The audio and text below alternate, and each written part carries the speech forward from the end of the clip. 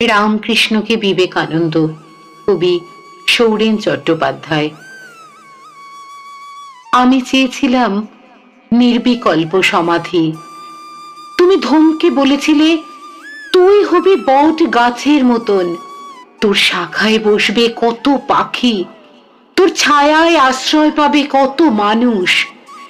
নির্বিকল্প সমাধি তো চাই স্বার্থপরে। মেনে নিয়েছিলাম তোমার কথা। তোমার পদপ্রান্তে বসে জ্ঞান যোগে শিক্ষা নিয়ে, ভক্তি যোগে নিজেকে বিলিয়ে, কর্মযোগে জীবন ভাসিয়ে সে আদেশ মেনেছি অক্ষরে অক্ষরে।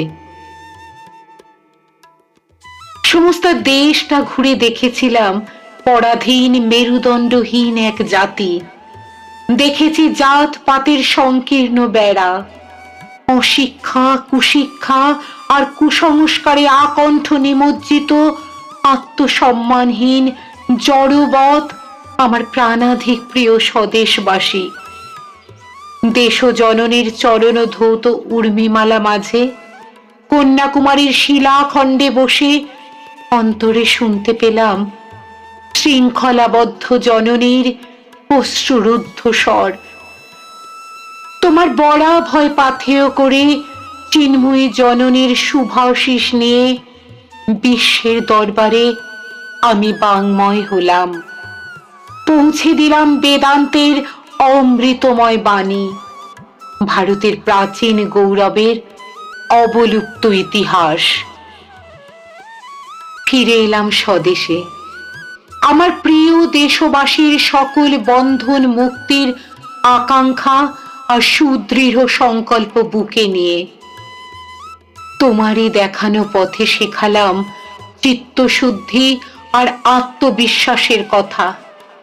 শোনালাম যত মত তত পথ, আর শিবজ্ঞানে জীবসেবার শাশ্বত বাণী। সেও তো হয়ে গেল 150 বছর, অথচ কি দেখছি আজ? অসংখ্য অসহায় মানুষের দীর্ঘশ্বাসে স্তব্ধ বাতাস, হাহাকার ধ্বনিতে বধির শ্রবণ। জননী, ভগ্নী, দুহিতা, সহধর্মিণী স্বরূপা নারীর দুঃসহ অপমান, চরম লাঞ্ছনা। তাদের বেদনায় আমার বক্ষ মাঝে ঝরে শোণিতের ধারা, আর্তকণ্ঠ ব্যাহত করে সকল চেতনা। পারো যদি আর একবার আবাহন করো সেই সপ্ত ঋষির এক ঋষিকে, আবার গড়ে তোলো আর এক লরেনকে, বিশ্বজয়ী বিবেকানন্দ করে। তোমার বহু জনহিতায়, বহু জনসুখায় শিক্ষায়